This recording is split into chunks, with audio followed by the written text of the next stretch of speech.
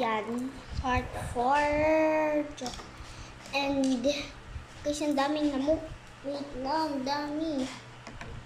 So, ito po yung iniinom ko lagi. Pwede ko naman yung dyan titimplahin.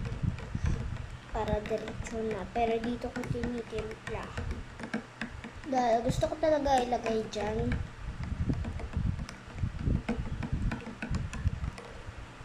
Ay, nakoy.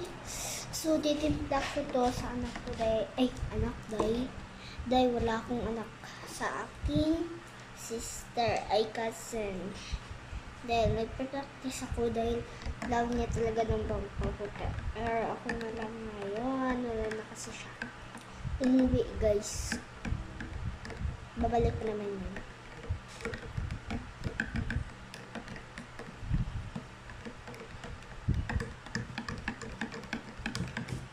Wait lang. Kati. Guys, ang kati talaga. Daming namok. Wait lang. Madami na ang namok.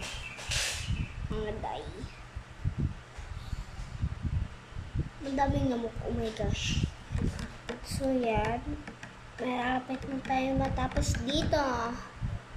And guys, update ko na lang kayo pag natapos.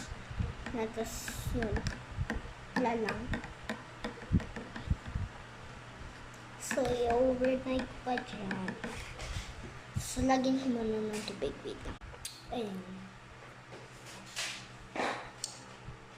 So, may nakuha akong scissors. Hala! Oh my gosh. Para wala lang. May nakita lang ako Ito kasi yung real scissor ko. Guys, check natin kung makaduntin. Isa lang guys, nakuha. Share ka isa lang biro. O tatlo isa lang. I hope makikita mo rin. Ayun guys. Share natin.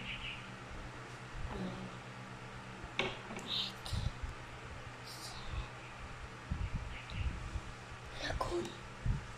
Oh my gosh, nagunting siya guys. At least, continue na natin yung pagtitimpla. So, magpa-part, ano na ako, 5 na ba? Oo, 5.